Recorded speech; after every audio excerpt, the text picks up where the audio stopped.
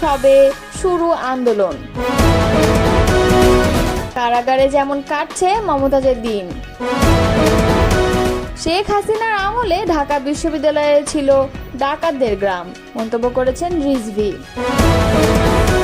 মানবতা বিরোধী অপরাধ, শেখ হাসিনা সহ 3 জনের বিরুদ্ধে অভিযোগ গঠনের শুনানি আজ।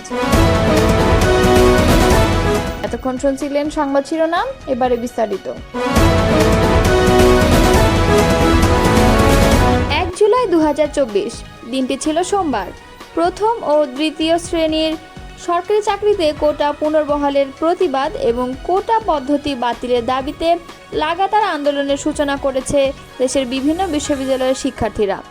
ঢাকা বিশ্ববিদ্যালয়, চট্টগ্রাম বিশ্ববিদ্যালয়, জগন্নাথ বিশ্ববিদ্যালয়, জাহাঙ্গীরনগর বিশ্ববিদ্যালয়, রাজশাহী ও বরিশাল বিশ্ববিদ্যালয়ের শিক্ষার্থীদের সমাবেশ ও বিক্ষোভ মিছিলে উত্তাল ক্যাম্পাস। 3 দিনের কর্মসূচি ঘোষণা করেছেন শিক্ষার্থীরা, তবে সেটাকে গুরুত্ব না দিয়ে প্রতিদিনের মতো বিএনপিকে নিয়ে আওয়ামী লীগ পড়েছিলেন। সেদিন দুপুরে তেজগাঁও ঢাকা জেলা আওয়ামী লীগ অফিসের সামনে এক আলোচনা সভায় আওয়ামী লীগ সাধারণ সম্পাদক ওবায়দুল কাদের বলেছিলেন, বিএনপির নেতাদের চোখে ঘুম নেই, তাদের ঘুম হারাম হয়ে গেছে। মির্জা ফখরুলের চোখে অশান্তির আগুন। লন্ডন থেকে ফরমান আসে ইন অ্যান্ড আউট। বিএনপিতে যখন ইন আউট চলছে, সেই ওবায়দুল কাদের আজ দেশ থেকে পালিয়ে ভারতে অবস্থান নিয়েছেন। দলের এই ক্রান্তি লগ্নে হয়তো তার আজ ঘুম হারাম হয়ে গেছে বলে মনে করছেন কেউ কেউ। দীর্ঘ 16 বছর ক্ষমতায় থাকা দল আওয়ামী লীগ ছাত্র জনতার আন্দোলনের মুখে ক্ষমতাচ্যুত হয় 2024 সালের 5 আগস্ট। দলের সভাপতি সেদিন ভারতে পালিয়ে যান, তার দলের নেতাকর্মীরা আত্মগোপনে চলে যান। আওয়ামী লীগ 2024 সালের 5 আগস্ট ক্ষমতাচ্যুত হলেও সেই আন্দোলনের বীজ রোপণ করা হয় 1 জুলাই। প্রথম ও দ্বিতীয় শ্রেণীর সরকারি চাকরিতে 30% মুক্তিযোদ্ধা কোটা সহ 56% কোটা পুনর্বহালের প্রতিবাদ এবং কোটা পদ্ধতি বাতিলের দাবিতে লাগাতার আন্দোলনের সূচনা করেছেন দেশের বিভিন্ন বিশ্ববিদ্যালয়ের শিক্ষার্থীরা। সেদিন মানববন্ধন, সমাবেশ ও বিক্ষোভ মিছিলে উত্তাল ছিল ক্যাম্পাস। তার আগে 2024 সালের 5 জুন বিচারপতি KM কামরুল কাদের ও বিচারপতি খিজির হায়াতের হাইকোর্ট বেঞ্চ প্রথম ও দ্বিতীয় শ্রেণীর সরকারি চাকরিতে মুক্তিযোদ্ধা কোটা সহ কোটা পদ্ধতি বাতিলের সিদ্ধান্ত অবৈধ ঘোষণা করেছেন হাইকোর্ট। সেই রায়ের পরিপ্রেক্ষিতেই কোটা বিরোধী আন্দোলন শুরু হয়। এদিকে গত বছরের 1 জুলাই বাংলাদেশে এক অবিশ্বাস্য ঘটনার সাক্ষী হয়। এদিন শিক্ষার্থীদের কোটা সংস্কার আন্দোলন বৈষম্য বিরোধী ছাত্র আন্দোলনে রূপ নেয়। এটি ছিল প্রায় 16 বছরের আওয়ামী লীগ সরকারের পতনের সূচনাবিন্দু। 1 জুলাই এই আন্দোলন পুরো মাত্রায় শুরু হলেও গোড়াপত্তন ঘটে 5 জুন। ওই দিন ঢাকা বিশ্ববিদ্যালয়ের শিক্ষার্থীরা হাইকোর্টের রায়ের বিরুদ্ধে তাৎক্ষণিক প্রতিক্রিয়ায় রাস্তায় নামে। 30 জুন সরকারের পক্ষ থেকে কোনো ঘোষণা না আসায় 1 জুলাই ঢাবি, জগন্নাথ, জাবি, রাবি, চবি, বরিশাল ও কৃষি বিশ্ববিদ্যালয় সহ সারা দেশে শিক্ষার্থীরা আন্দোলনে নেমে পড়ে। ঢাকা বিশ্ববিদ্যালয়ের শিক্ষার্থীদের বৈষম্য বিরোধী ছাত্র আন্দোলনের ব্যানারে কেন্দ্রীয় গ্রন্থাগার প্রাঙ্গণ থেকে একটি মিছিল বের করে, যা রাজু ভাস্কর্যে শেষ হয়। সমাবেশ থেকে নাহিদ ইসলাম ঘোষণা দেন, আগামী 4 জুলাই পর্যন্ত দেশের সব বিশ্ববিদ্যালয়, কলেজ, শ্রেণীকক্ষে পাঠদান ও পরীক্ষার বর্জন চলবে। তিনি 3 দিনের কর্মসূচিও ঘোষণা করেন। জনপ্রিয় লোকগানের শিল্পী ও সাবেক সংসদ সদস্য মমতাজ বেগম কাশিমপুর মহিলা কারাগারে পাচ্ছেন প্রথম শ্রেণীর বন্দীর মর্যাদা। সংসদ সদস্য থাকায় তিনি এই সুবিধা পাচ্ছেন বলে জানিয়েছেন কারা কর্তৃপক্ষ। মমতাজ বেগম 1.5 মাস ধরে কারাগারে রয়েছেন। এটি তার জীবনের প্রথম কারাবাস বলে নিশ্চিত করেছেন তার আইনজীবী রেজাউল করিম। কারাগারে সময় কাটানোর জন্য মমতাজ ধর্মীয় বইপত্র এবং পত্রিকা পড়ছেন বলে জানিয়েছেন তিনি। রেজাউল করিম জানান, মমতাজ বেগম আমাকে কিছু বইপত্র দেওয়ার অনুরোধ করেন, আমি তাকে সেগুলো দিয়ে এসেছি। কারা তত্ত্বাবধায়ক কাতালিন নাহার সোমবার গণমাধ্যমে বলেন, মমতাজ বেগম এমপি ছিলেন, তাই তিনি প্রথম শ্রেণীর বন্দির সুবিধা পাচ্ছেন। এই মর্যাদায় তার জন্য রয়েছে একটি খাট, টেবিল এবং নিয়মিত পত্রিকা। খাবারের তালিকায় আছে ভাত, মাছ এবং মাংস। ছাত্র জনতার গণ আন্দোলনের মাধ্যমে গত 5 আগস্ট প্রধানমন্ত্রী শেখ হাসিনার পতনের পর প্রথম কয়েক মাস মমতাজ মানিকগঞ্জে অবস্থান করেছিলেন বলে দাবি করেন তার আইনজীবী। এরপর ঢাকা ধানমন্ডি থেকে গত 12 মে আইন শৃঙ্খলা বাহিনী তাকে গ্রেপ্তার করে। পরদিন 13 মে তাকে ঢাকার চিফ মেট্রোপলিটন ম্যাজিস্ট্রেট আদালতে হাজির করা হয়।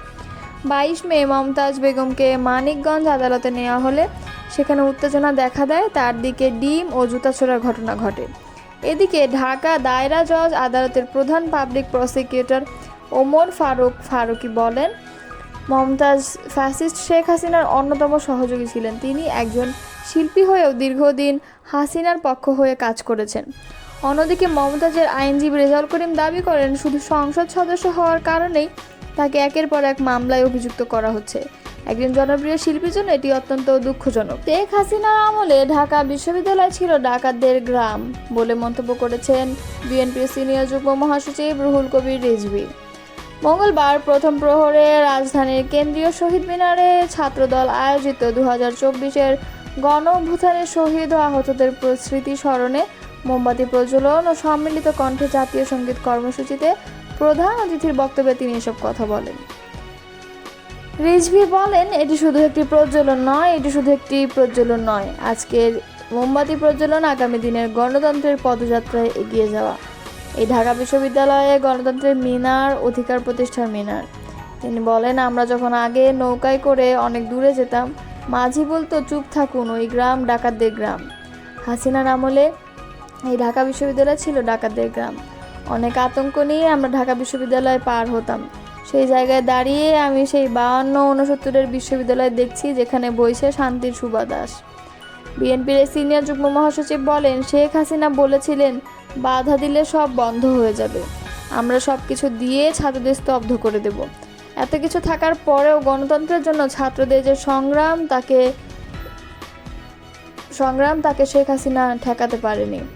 আজকের আলোক প্রজ্বলনের মধ্য দিয়ে আমাদের 36 দিনের কর্মসূচির শুভ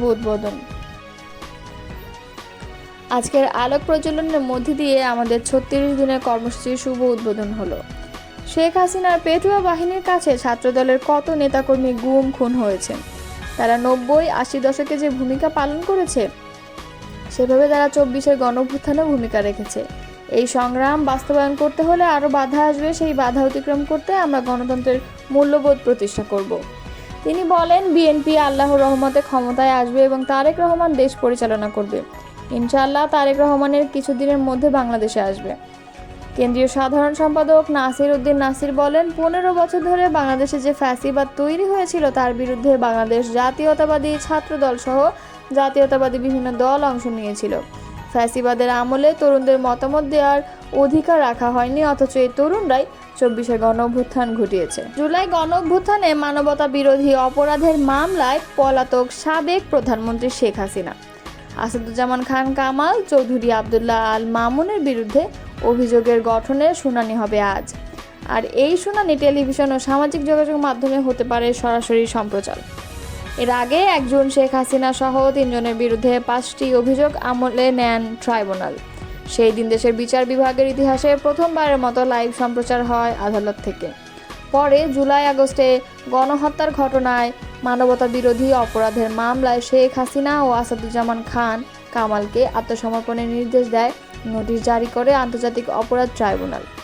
পত্রিকায় সেই নোটিশ প্রকাশ করা হয়েছে। এতে বলা হয়, 7 দিনের মধ্যে হাজির না হলে তাদের অনুপস্থিতিতে বিচার কাজ চলবে। 24 জুন এই মামলার পরবর্তী শুনানির দিন ধার্য করা হয়। তবে পলাতক 2 জনের কেউই হাজির না হয় তাদের পক্ষে আইনজীবী নিয়োগ দেন ট্রাইব্যুনাল। এর আগে গত 12 মে তদন্ত সংস্থা শেখ হাসিনার এই মামলার তদন্ত প্রতিবেদন প্রসিকিউশনে জমা দেয়, যেখানে জুলাই গণহত্যার উস্কানিদাতা ও নির্দেশদাতা হিসেবে শেখ হাসিনার নাম উঠে আসে।